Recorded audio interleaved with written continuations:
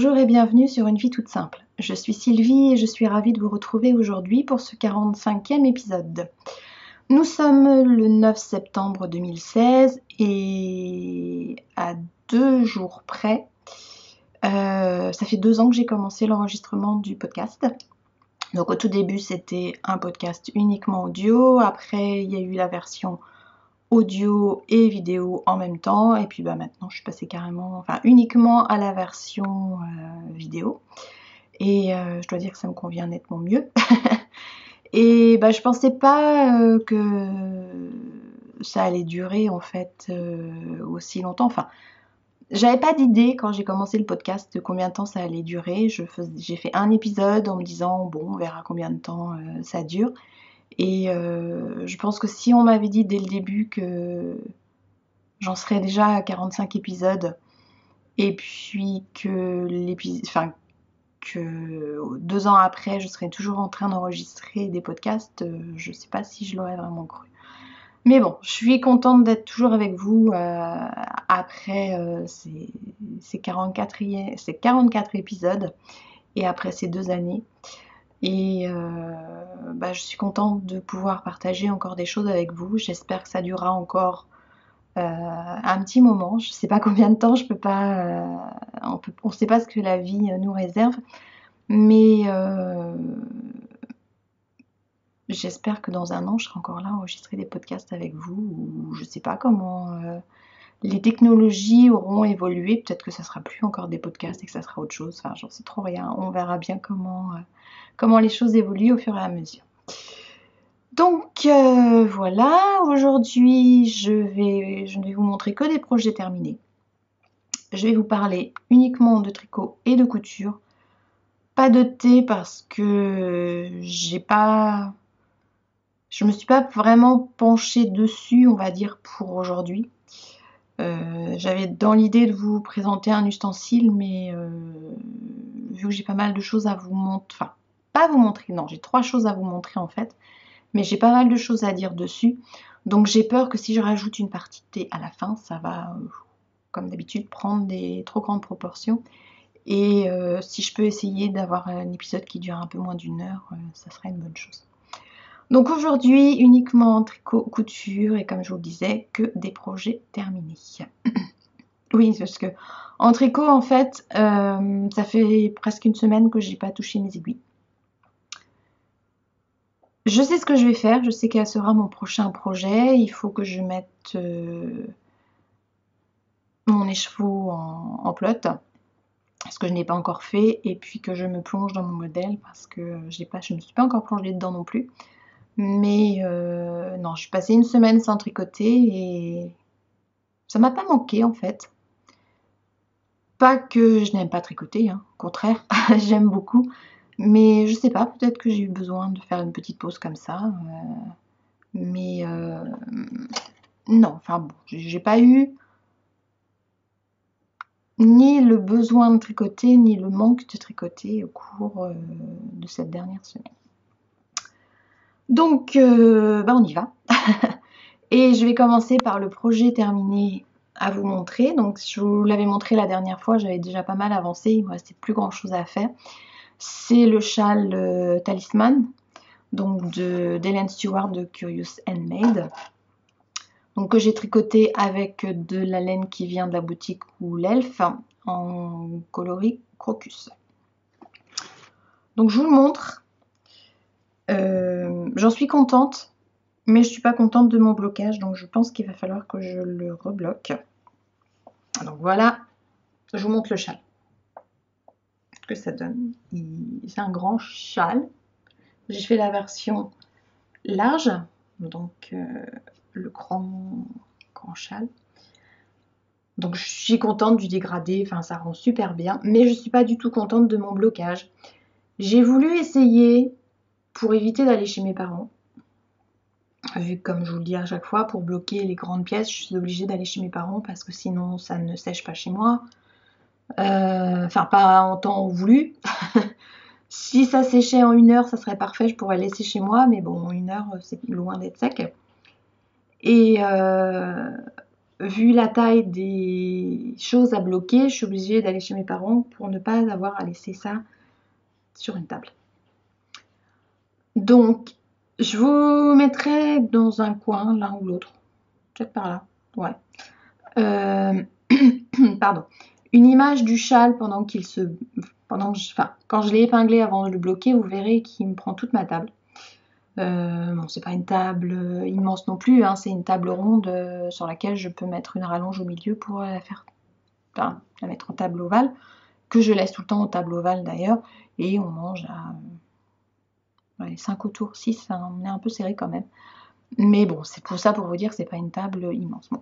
Par contre, le châle est hyper grand. Je ne l'ai pas mesuré, mais on voit un bout, l'autre bout, et puis le dernier morceau.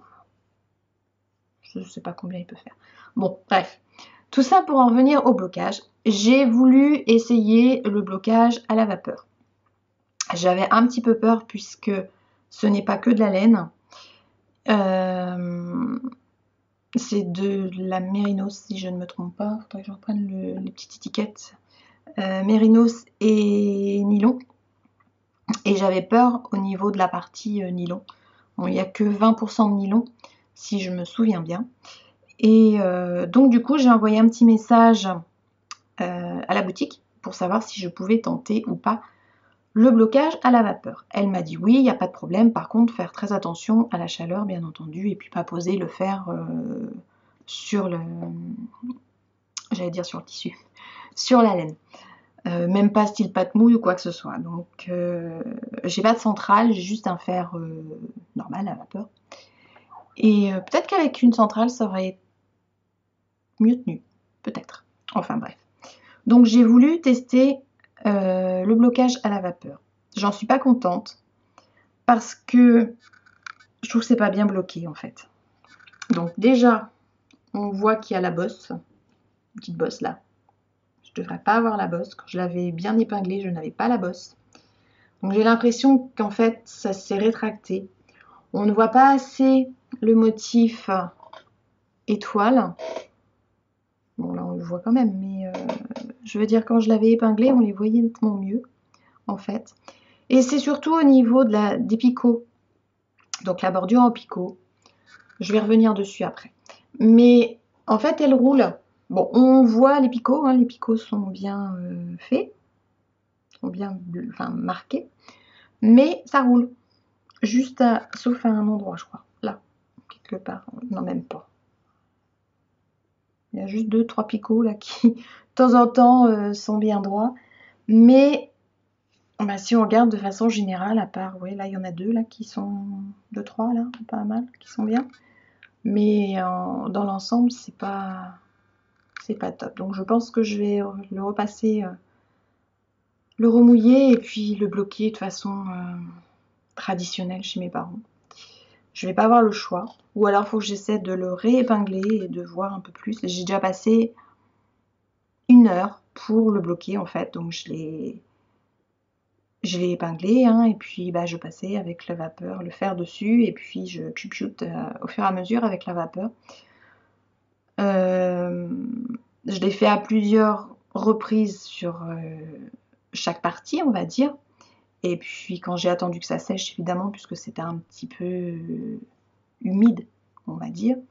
Et quand j'ai enlevé, bah, ça avait l'air de tenir à peu près.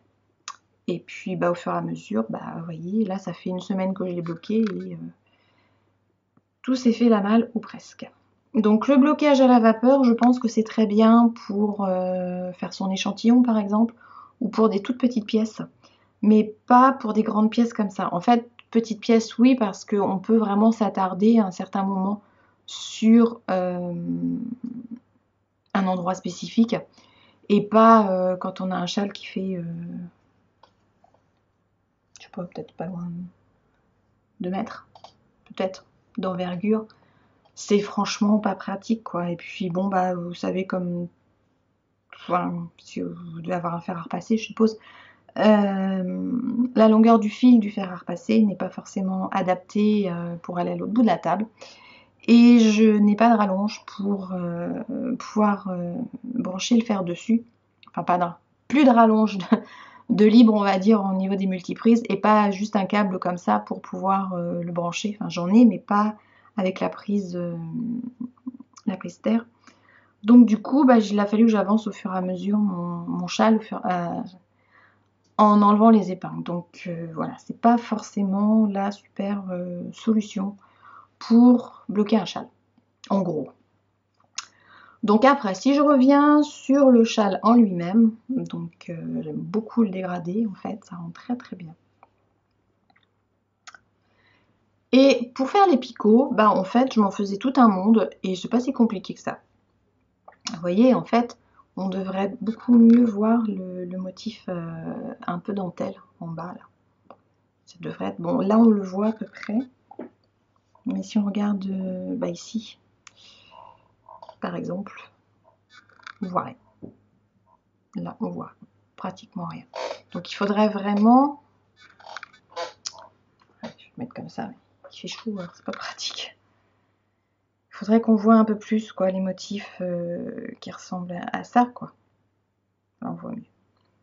Et puis, au niveau des étoiles, ouais, on les voit pas mal. Il faudrait que ça... On voit mieux là-haut. Mais il faudrait que ça tire un peu plus. Donc, je vais voir comment je vais faire. Quand le temps... quand j'aurai suffisamment de temps, on va dire, pour y aller et puis aller épingler ça chez mes parents. Mais bon, j'ai voulu essayer le blocage à la vapeur et bon, je saurai pour la prochaine fois que c'est pas forcément ce qui est le plus approprié. Je vous dis, après, ça dépend vraiment du modèle. Voilà. Sinon, je suis super contente du châle. C'est un modèle qui se tricote très rapidement, très facilement. Il n'est pas compliqué du tout. Si vous voulez un projet qui ne soit pas prise de tête, que vous puissiez le tricoter sans avoir à réfléchir à ce que vous faites ou... Comment je vais le mettre? J'ai un peu chaud là. Et oui, je continue à parler pendant que j'essaie de mettre les choses comme je peux. Non, bref. Je vais pas y arriver. Ouais, c'est un châle qui franchement qui est pas prise de tête. Le rendu est très sympa. Ça rend très bien. Ça monte assez vite, sauf quand on arrive évidemment à la fin, puisque vu... Ah c'est pas mal, tiens, comme ça. Vu le nombre de mailles... Non, c'est de l'autre côté. Vu le nombre de mailles, évidemment, au fur et à mesure qu'on avance dans le châle, c'est de plus en plus long, bien entendu, puisque je sais plus combien il y a de mailles à la fin. Mais il y en a beaucoup. Et donc, on fait... allez, au lieu de faire 10 rangs au tout début, quand on arrive à la fin, on fait 2 rangs en une soirée. En gros, c'est comme ça. Mais franchement, je vous le recommande. J'ai bien aimé, ça va très vite. Je ne sais plus qui, je crois que c'est T4 Pirate, qui m'a dit que je tricotais très très vite. En fait, pas spécialement. C'est juste que le modèle monte très vite, il n'est pas compliqué. Les points se retiennent très très vite. Et puis... je crois que c'était Finnegan qui était passé, mais non. Et du coup, je sais plus, j'ai perdu le fil. Et ouais, c'est que du point, c'est que du jersey, donc après c'est pas compliqué. Même la bordure, elle se fait très facilement et très rapidement, donc... Et puis, bon, moi je l'ai fait dans un coloris, enfin avec une laine gradiente comme ça, mais il y a d'autres modèles qui sont super jolis aussi. Donc, je vous le recommande. C'est un modèle sympa à faire, pas prise de tête, qui a un très joli effet. Et puis, si vous le bloquez bien, ça rendra nettement mieux. Et puis bon, il n'y a pas que la grande taille non plus, hein. Il y a 3 tailles différentes. Moi, j'ai vraiment fait le grand châle pour pouvoir... pour avoir un châle dans lequel on s'enveloppe bien. Bon, je vous dis tout de suite, et le châle, il n'est pas pour moi, c'est un cadeau. Mais je voulais que la personne puisse bien s'envelopper avec. Et puis, bon, j'espère que ça que ça sera le cas. Et ouais, sinon, donc il y a 3 tailles. Donc il y a la petite taille, je pense qu'il peut être très bien pour juste avoir quelque chose qui serve en guise d'écharpe. Et puis la taille intermédiaire qui, si vous ne voulez pas avoir quelque chose qui est...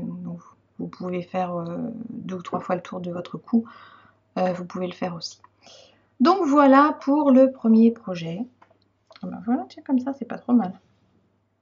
Juste pour vous montrer un petit peu les picots. Allez, montre tes picots.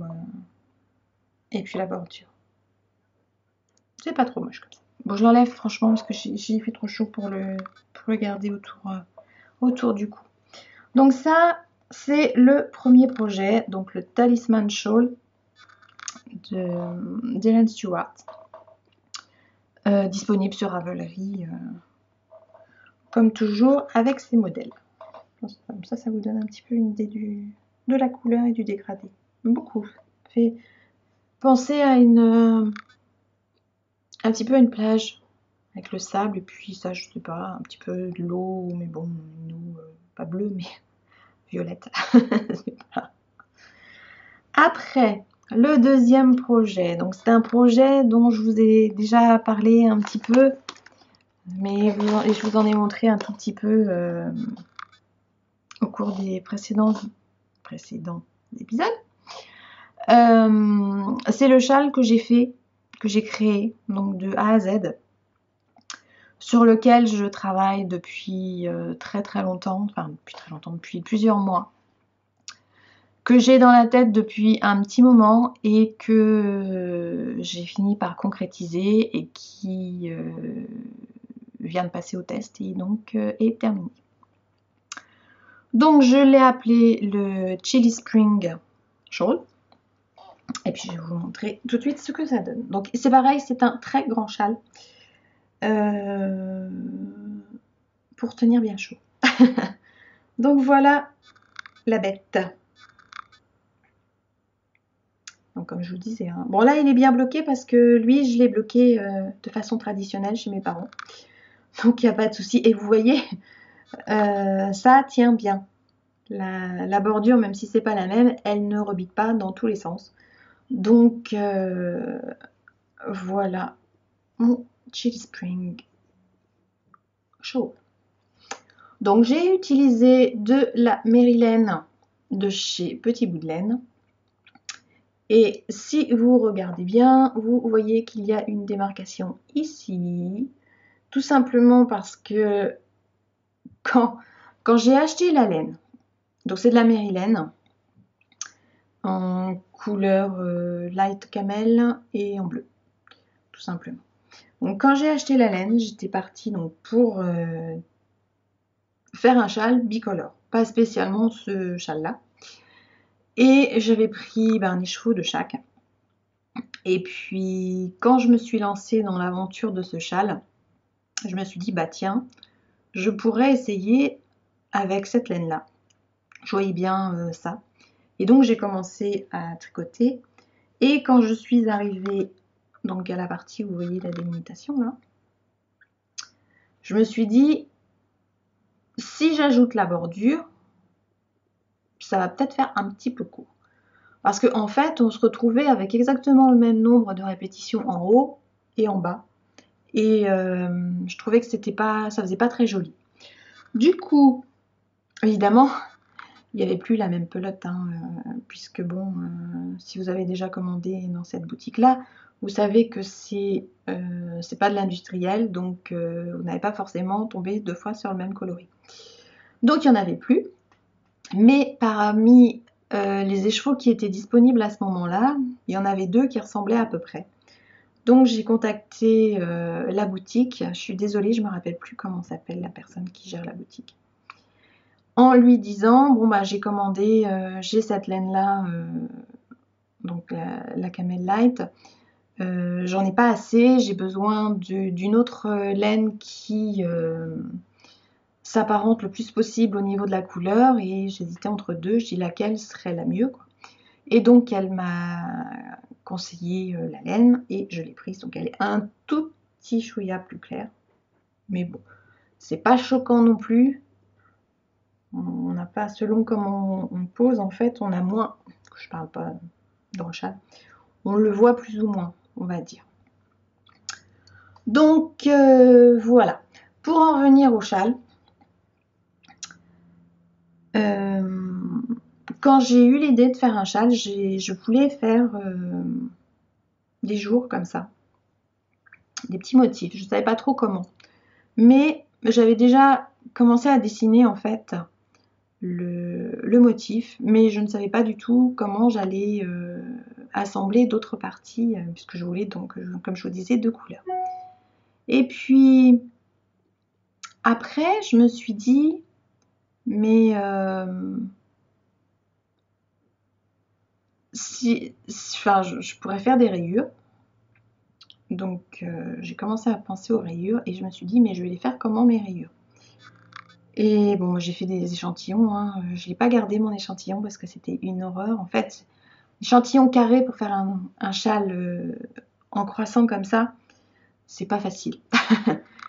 Et j'ai commencé donc à faire mes rayures normalement. Puis je me suis dit, ouais, ça fait un peu fade. Donc après, j'ai eu l'idée d'essayer de faire des rayures donc au point mousse pour justement avoir une petite texture, un petit relief au niveau du motif et puis casser un petit peu en fait la chose, on va dire, ouais, sous cet angle-là. Donc voilà, donc c'est un châle qui est au point jersey pour la majorité, enfin pour le corps, et au point mousse pour les rayures et la bordure. Je vous montre. On va partir en coin, ça va être plus facile.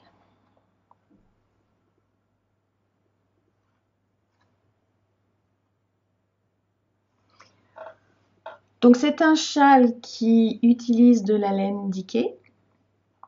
Il en faut 300 mètres. J'ai plus rien. J'aurais dû sortir mon bout de papier.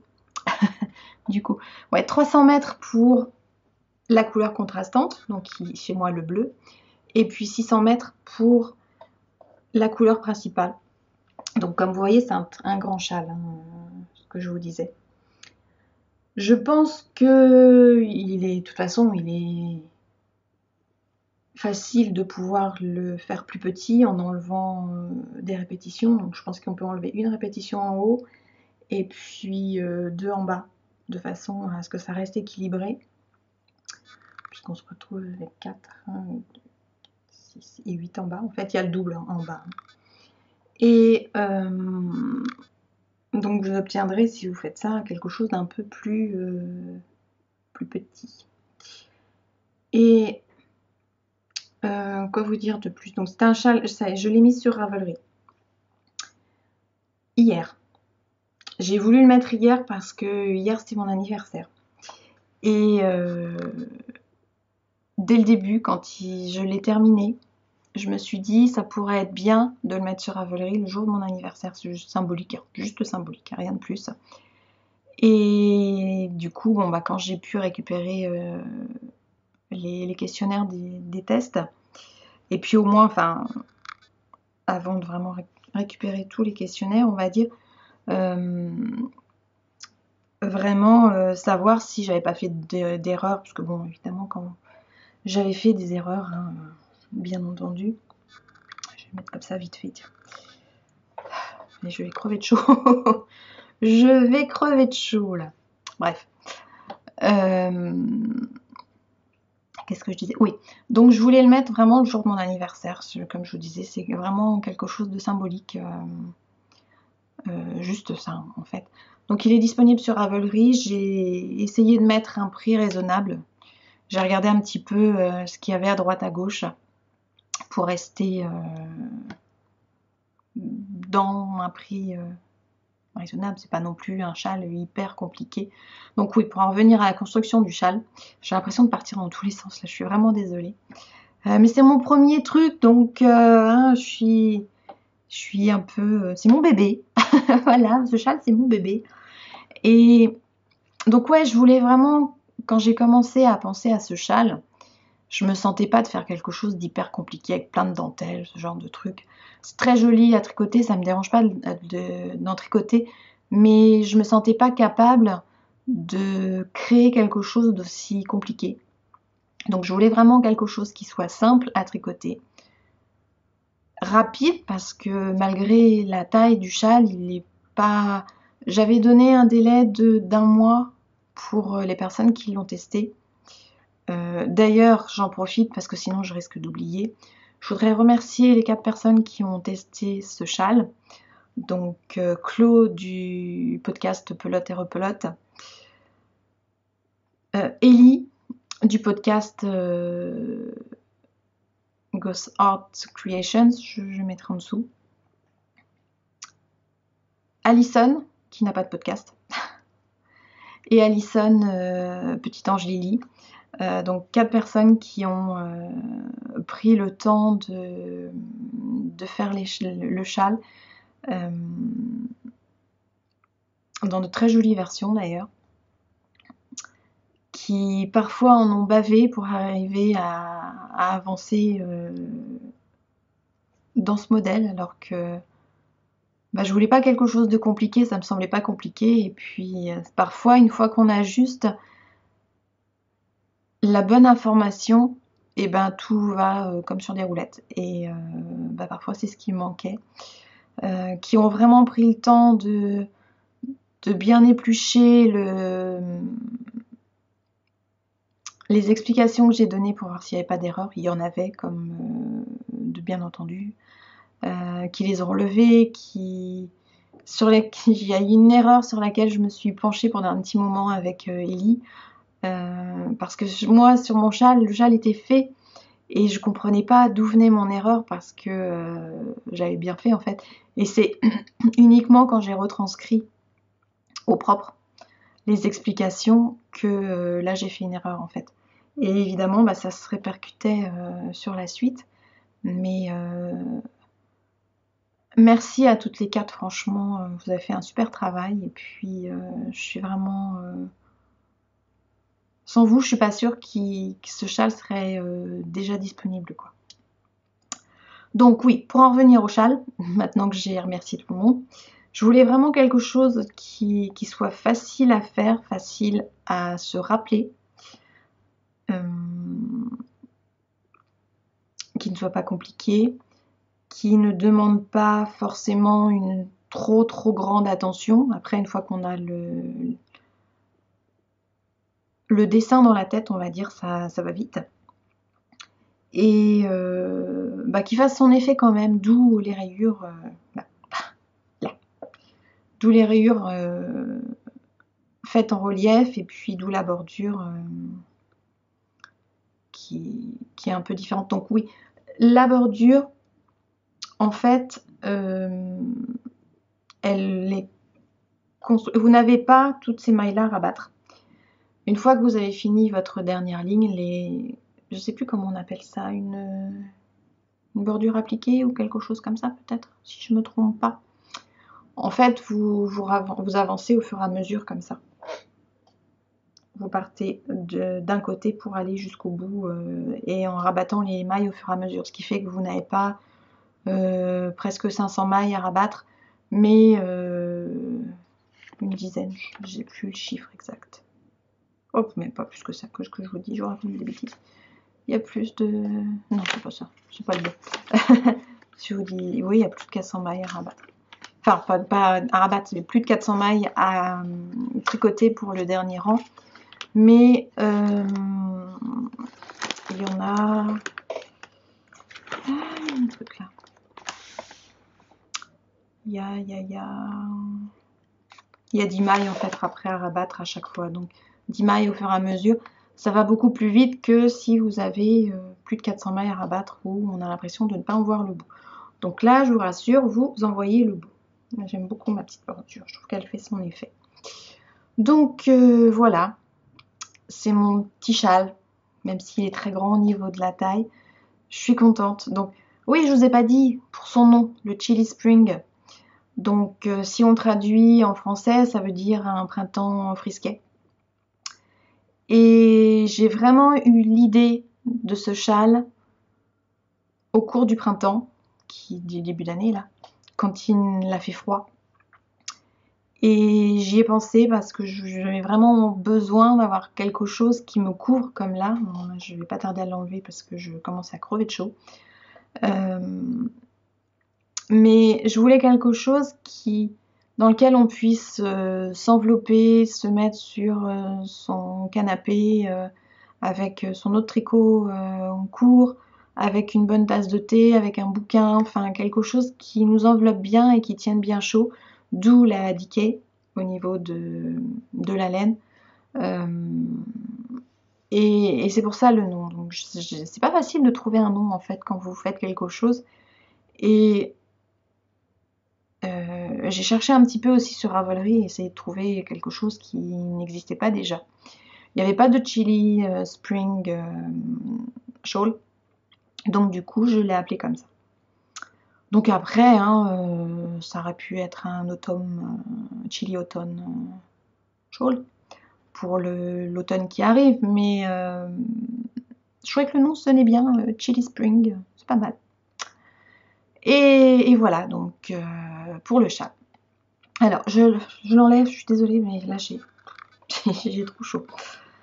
Donc ouais, mon petit châle que j'aime beaucoup.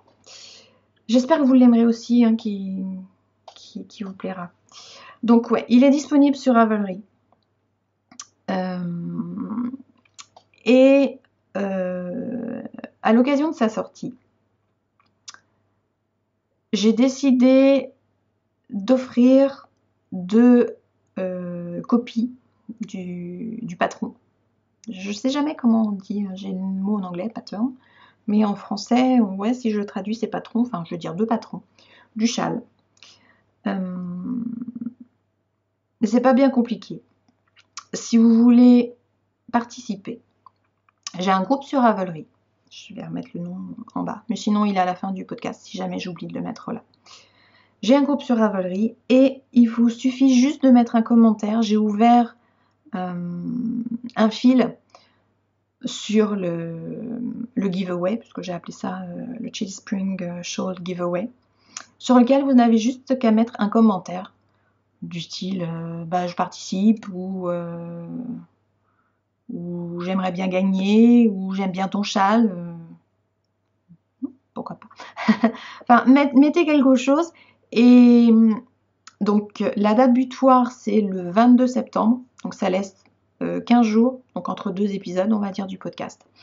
Je ferai un tirage au sort et dans le prochain épisode du podcast j'annoncerai les 2 personnes qui ont gagné une copie du patron en fait pour faire le châle. Donc il faut que je vous précise les explications. Il y a une version anglaise, une version française.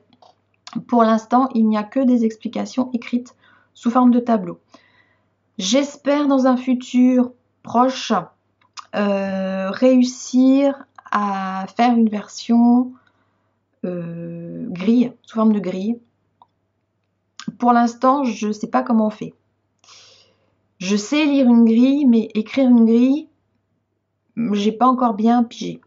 Il faut aussi que je trouve une police de caractère pour m'aider à le faire, pour pouvoir faire quelque chose de propre, parce que j'ai pas envie d'écrire ça sur un bout de papier et puis le scanner et le mettre comme ça. Donc je pense que, j'espère que d'ici quelques mois, il y aura aussi disponible une version grille du modèle. Donc pour l'instant, bon, c'est vraiment un tableau en expliquant bien tout. Je pense que pour quelqu'un qui débute en tricot, il n'y aura pas de problème non plus pour suivre. Et puis pour quelqu'un qui a l'habitude de faire du tricot, si ça vous ne dérange pas de suivre un tableau ou des explications écrites, ça vous posera pas de problème non plus. Le modèle est simple, donc si vous vous sentez capable d'après l'explication écrite, de faire votre petite grille pour après vous en servir pour faire le modèle, vous pouvez le faire, il n'y aura pas de problème, puisque ça sera de votre côté. Moi, pour l'instant, j'ai pas encore trouvé comment faire ma grille, mais ça viendra. Je ne perds pas espoir là-dessus. Donc ça, c'était la première chose par rapport au châle. Deuxième chose, parce qu'on m'a posé la question, j'ai décidé d'organiser un cal, un knit-along, par rapport au châle. Donc, il commence à partir de maintenant, puisque le modèle est disponible sur Ravelry. Et j'ai mis en date butoir le 30 novembre, parce que j'ai décidé de faire d'offrir deux lots. Donc, que je vous explique le cal. Donc c'est pareil, j'ai ouvert un topic sur le groupe Ravelry avec, on a intitulé Chili Spring Shawl Cal, ou Cal Chili Spring Shawl, je ne sais plus mais vous le retrouverez. Donc pour les personnes qui ont envie de le tricoter en groupe et de ne pas être tout seul dans leur coin à le faire.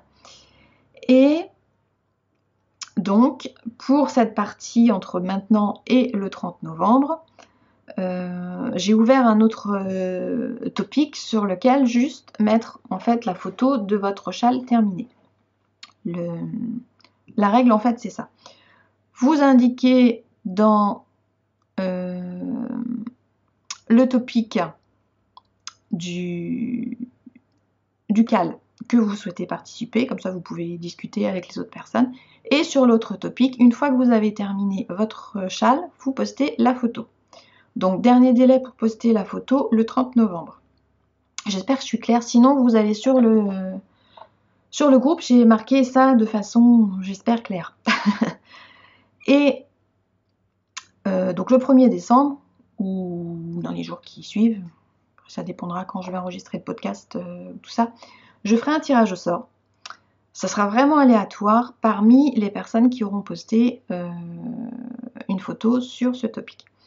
Si vous avez un compte Instagram, vous pouvez mettre aussi une photo sur Instagram avec le hashtag, je vais vous le marquer en bas, Chili Spring Shawl Cal. Ça vous fera une chance supplémentaire de gagner. Alors je ne sais pas trop comment je vais faire.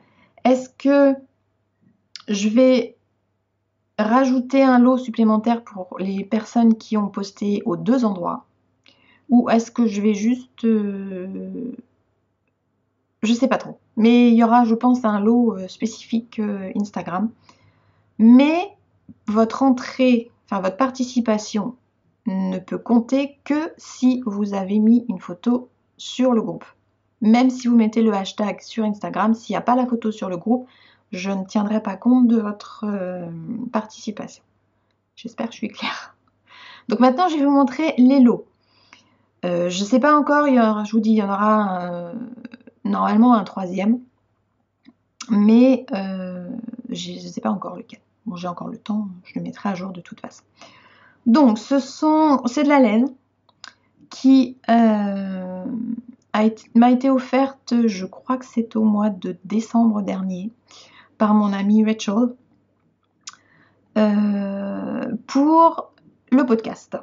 Donc elle m'avait mis un petit mot en me disant que c'était pour un futur giveaway sur le podcast. Et au début, je m'étais dit, bon, bah, je les offrirai pour le 2e anniversaire du podcast, donc pour cet épisode-là, en gros. Sans conditions spécifiques, juste mettre un petit mot, comme j'avais fait pour le 1er anniversaire. Et là, je me suis dit qu'avec le cal, c'était peut-être la bonne occasion d'offrir quelque chose pour récompenser les gens qui se seront lancés dans l'aventure, quoi, en gros. Donc, je vous montre. Alors, c'est de la Noro, de la laine Noro. Donc, il y a donc 2 lots. Le premier lot, c'est un écheveau complet.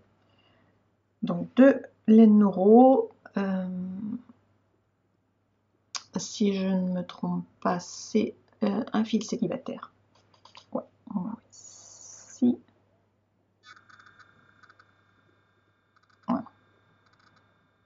J'ai pas le nom du coloris, mais c'est quelque chose de bien costaud, on va dire. C'est une grosse laine hein, quand même, mais sympa. Je pense que ça doit être assez sympa. Au niveau du résultat, je pense que ça peut donner quelque chose d'assez sympa. Après, je sais pas ce que vous pouvez faire avec. Ah, un bonnet peut-être, ça pourrait être sympa. Un bonnet qui tient. Je pense que ça doit être une laine qui doit tenir bien chaud. Ou un châle, hein, tout bonnement. Bon, après, je sais pas au niveau. Il faudrait que je regarde. Alors que je regarde, elle m'a mis 2 étiquettes. Du coup, je vais regarder. Parce que je sais pas en fait le métrage ni le nom de la laine. Donc je regarderai et puis je le mettrai sur le topic sur le groupe. Donc ça c'est le premier lot. Donc un écheveau complet. Et le deuxième, ce sont 2 écheveaux partiels. Donc je pense qu'ils représentent à peu près la moitié de l'autre. Donc c'est la même laine, hein. C'est exactement la même chose, c'est de la Noro. Donc la même chose, mais dans des coloris différents. Donc ceux-là sont plus tablés sur du vert quand même par rapport à l'autre qui est plus bleu-violet, ouais on va dire. Ceux-là sont sympas aussi. Donc après je pense que on peut trouver des petites idées sympas. Bon là j'en ai pas qui me viennent à l'esprit. Mince, je suis en train de tout défaire. Donc voilà pour les 2 lots. Donc merci beaucoup à Rachel pour son lot, enfin ses lots. Et puis je vous dis le troisième, je ne sais pas encore ce que ce sera. Est-ce que ça sera un patron, est-ce que ça sera un autre écheveau? Je ne sais pas, je vais réfléchir par rapport à ça. Ou ça peut même être encore autre chose. Ah tiens, si, j'ai une idée. J'ai une idée. On verra bien si ça... Si je vous en parle pas parce que si j'arrive pas à la concrétiser, non. Je vous le marquerai sur le fil sur le groupe. Donc voilà les 2 lots pour le cal. Donc bien entendu, une fois que la date butoir sera passée, donc après le 30 novembre, je ne fermerai pas le topic sur le groupe parce que si après il y a des gens qui n'ont pas fini à temps ou qui veulent par la suite s'inscrire au cal, je ne veux pas le bloquer, je ne veux pas le fermer pour que ces personnes puissent le faire quand même. Donc voilà. Oula, faut que je me dépêche. Donc ça c'était pour la partie tricot. Donc après, pour la partie couture, donc je vous avais montré la dernière fois ma robe rooibos. D'ailleurs j'ai eu pas mal de petites notes par rapport au tissu qui a bien plu a priori. Et donc je l'ai terminé. Je l'ai terminé le week-end dernier et la voici. Alors je voulais la mettre sur le mannequin et puis mettre le mannequin derrière pour vous montrer. Mais un mannequin c'est très bien pour épingler les choses, je dirais. Une fois que le vêtement est terminé, pour peu qu'il soit un minimum ajusté, et à des fois il a du mal à passer sur le mannequin. Parce que le mannequin il lève pas les bras, le mannequin il se tord pas dans tous les sens pour que le vêtement il passe sur lui. Donc du coup je n'ai pas pu la mettre sur le mannequin. Donc, je vous la montre comme je peux. Ah, je vais peut-être. Attendez. Ça va peut-être être plus facile. Je vais me reculer. Comme ça, vous allez au moins essayer de la voir en bas. Vous allez la voir en bas. Je me rhabille en même temps. Ça va faire mieux. Ah, je suis loin. Mais bon. Voilà. Donc, il y a les poches qui sont ici. Une ici. L'autre est ici. Et puis, le dos. Voilà. Donc, je reviens pour vous la montrer un peu plus près. Donc, la dernière fois, j'en étais... Oui, je vous avais expliqué, je crois, qu'il me manquait la fermeture éclair. Ouais, il me semble. Donc, la fermeture éclair, j'ai mis une fermeture éclair plus petite que ce qu'il était demandé en fait. Donc, on repart du début. Cette robe, donc oui, je vous avais montré la dernière fois au niveau des pointes, là, en vous disant que ça risquait de remonter. Du coup, j'ai fait un petit point derrière, de chaque côté, enfin, dessous, pour éviter que ça remonte. Et même, bon, une fois repassé, là, évidemment, c'est nickel. Mais je pense que si je ne l'avais pas fait, ça aurait eu tendance à remonter un petit peu. Donc, la partie haute jusque là, en gros, elle est doublée. Et après, le restant, c'est plus doublé du tout. Donc, je vais le défaire, ça va peut-être être plus facile pour vous montrer la suite.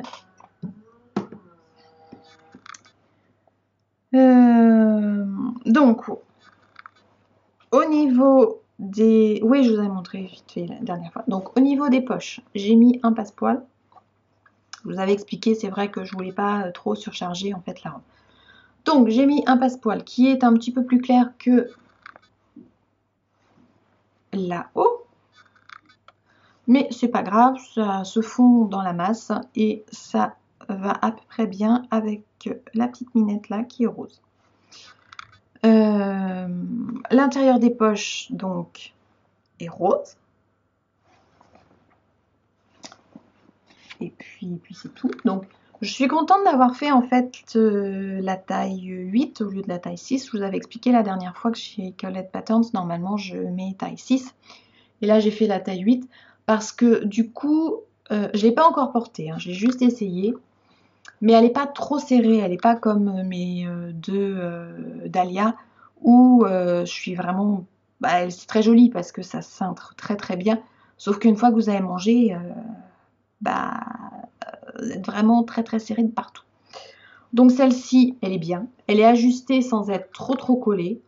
Et je serai tranquille une fois que j'aurai mangé parce que j'aurai pas l'impression d'être comme dans un corset en fait. Quoi vous dire de plus? Je suis super contente de ma fermeture, de la pose de ma fermeture invisible parce que on la voit pas. Et là, on ne voit pas la fermeture éclair invisible. Regardez, comme je l'ai bien posée, c'est pas mal. Donc normalement, je devais utiliser une fermeture éclair invisible de une quarantaine de centimètres. Quand je l'ai posée entre les points qui étaient indiqués, ça me faisait descendre la fermeture éclair après plus bas que la poche. Et je trouvais que c'était pas terrible. Donc j'ai regardé ce que j'avais dans mon stock. Je m'étais dit une fermeture éclair d'une trentaine de centimètres, ça devrait être bon. Bon, évidemment, je n'en avais pas. J'ai regardé en ligne chez mon fournisseur habituel de fermeture éclair, qui s'appelle Mercerie Extra. Si je ne me trompe pas, je vous mettrai le nom en bas.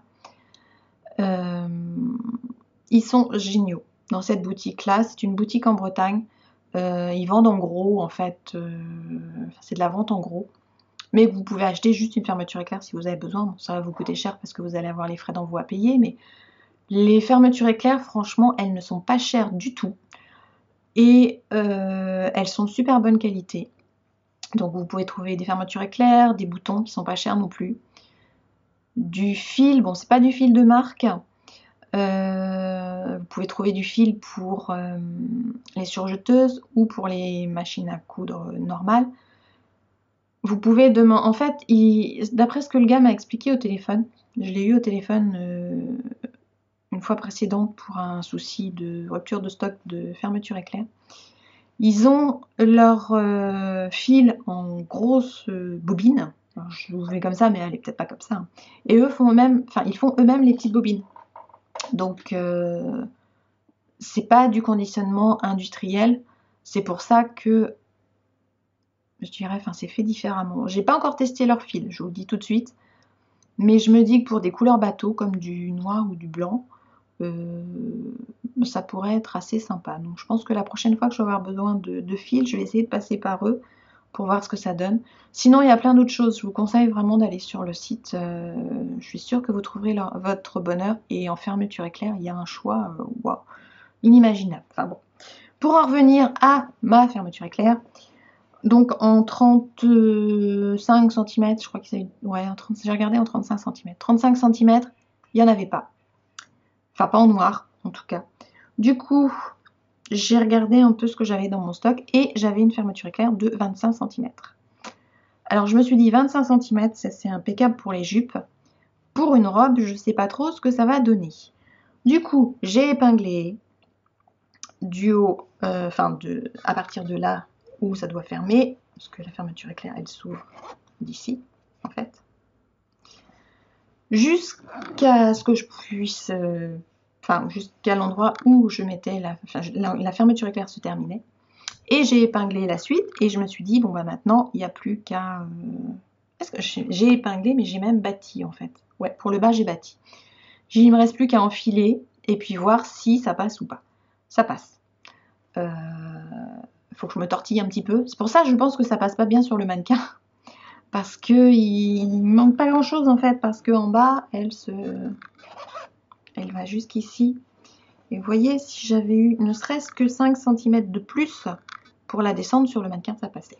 Et puis ça ne gênait en rien du tout par rapport, je veux dire, à la poche. Donc je me suis dit, tant pis, je mets la fermeture éclair de 25 cm et on verra bien ce que ça donne. Et ça passe, c'est impeccable. En tout cas, sur moi, ça passe. Mannequin, on s'en fiche, c'est pas lui qui va apporter la robe, c'est moi. Donc ça passe très bien. Et heureusement parce qu'ils sont toujours en rupture de stock sur le site. Du coup, si j'avais attendu, je n'aurais pas encore terminé ma robe. Donc je voulais vous montrer aussi l'envers. Donc j'y suis. Pour vous montrer un petit peu ce que ça donne. Donc voilà le dos. Donc alors je vous dis pas. Donc le dos ça va. Impeccable. Bon, j'ai fait ma couture, ma surpiqûre à l'intérieur et pas forcément toujours très bien faite. Par exemple ici, là. Mais bon, c'est l'intérieur donc ça se voit pas. Et de l'autre côté, donc je me suis bien pris la tête pour retourner les morceaux. Voilà. Le pli que vous voyez là, hein, c'est bien fait, c'est juste que quand j'ai mis mon petit coup de fer pour la repasser, j'ai un petit peu plié. Mais bon, ça gêne en rien du tout. Mais ouais, pour replier, là, les fameux pics, là, c'est une horreur parce que ça a du mal à se mettre bien droit, quoi. Et bon, en plus, heureusement que le tissu que j'ai utilisé, c'était juste pour faire l'intérieur parce que il a une superbe marque blanche, là. Quand je l'ai reçu, il avait ce défaut de teinture. Et ça va parce que ça se voit pas, en fait, heureusement. Donc voilà l'intérieur. Et puis, surjeté partout. Hein. Là, j'ai pas bricolé comme je vous le disais la dernière fois. Mais on voit mieux, en fait, du coup, sur l'intérieur, en mettant à l'envers la découpe au niveau du devant, là, sous la poitrine. Donc voilà pour ma robe Rooibos, que j'aime beaucoup, qui fait son effet et que j'attendais de faire depuis très longtemps. En fait, pour la faire, il me manquait juste de trouver le bon tissu et avec celui-ci, j'en suis contente parce que je trouve que ça rend super bien. Ça fait une petite robe sympa. Avec tous ces chats là-dessus qui ressort, donc juste un petit peu avec les poches. Après, je pense que c'est une robe pour une version, je dirais, un peu plus classique, qu'on peut faire unie avec juste un souligner, on va dire, la taille, soit les deux, soit juste une partie de la taille, avec du passepoil. Après, on peut ajouter du passepoil un peu partout aussi, comme on veut, et puis faire comme Mylène de Folie Ordinaire, faire des empiècements différents, puisque bon, il y a une partie là qui est... le devant est fait en 3 parties, en fait. Il y a une partie de chaque côté. Et puis, pas comme le dos. En fait, si je vous montre, je vais vous montrer sur l'envers, vous allez mieux voir. On va reprendre, c'est plus facile. Hop, voilà. Donc après, si vous prenez un tissu contrastant, vous pouvez faites bien vous amuser avec votre robe, et puis ça peut donner sur quelque chose de complètement différent. Donc voilà, mais j'en suis super contente de ma robe avec mes chats là. Et depuis le temps que je l'avais mise de côté et que je désespérais trouver un tissu pour la faire, là j'avoue que maintenant j'ai qu'une hâte, c'est de la porter. Voilà, voilà. Donc tous mes chats. Bon, par contre le tissu, c'est un tissu qui va bien retenir les poils de chat, ça va pas être facile. Mais bon, j'ai l'habitude hein, avec mes 2 poilus là, j'en ai partout à chaque fois. Donc bah quoi, oh oui, 55 minutes. Donc je suis au bout de ce que j'avais à vous dire aujourd'hui. J'espère que ça vous a plu.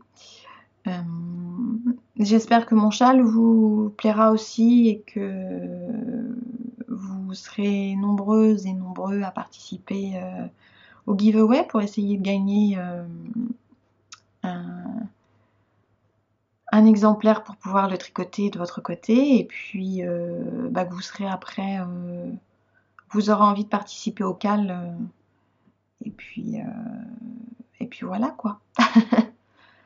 Donc je sais pas quoi dire, c'est pas facile de parler de son modèle sans avoir l'impression qu'on veut se mettre en avant ou ce genre de choses. Donc voilà, je suis juste contente et fière de ce que j'ai fait parce que j'étais pas sûre de réussir à aller jusqu'au bout et de le faire, et voilà quoi. Bon, ça prend un temps monstre tant qu'on n'a pas fait soi-même, qu'on n'a pas créé soi-même son propre modèle, je vais dire. On ne se rend pas compte du temps que ça prend pour créer et surtout retranscrire après un modèle, parce que ce qui là peut être coté en un mois facilement, moi ça m'en a pris minimum le double, parce que j'ai fait des erreurs, je suis repartie en arrière, j'ai redétricoté, j'ai cherché ce qui n'allait pas, j'ai corrigé des choses, il a fallu que je retranscrive tout au fur et à mesure. Une fois qu'un rang était fait, hop, je notais au fur et à mesure, et puis après, si on se rend compte qu'on a fait une erreur 2 ou 3 rangs au-dessus, il faut vraiment tout repartir, enfin repartir en arrière, et ça prend un temps monstre, et franchement j'admire les gens qui font ça régulièrement, parce que ça prend du temps, et que ça fait cogiter, et que c'est pas facile. C'est pas si facile que ça en fait. Mais pour peu qu'on ait de la volonté et qu'on ait vraiment envie d'aller jusqu'au bout, qu'on soit motivé, on y arrive. Voilà. Donc je vais vous laisser pour aujourd'hui. Je vous dis à dans 15 jours. J'espère que vous avez passé une bonne rentrée. En fait, c'est vrai, je voulais vous le dire. Pour ceux qui ont repris le boulot là. Et puis je vous dis bon tricot, bonne couture, enfin tout plein de bonnes choses. Et jusqu'à la prochaine fois. Donc portez-vous bien, et puis bye.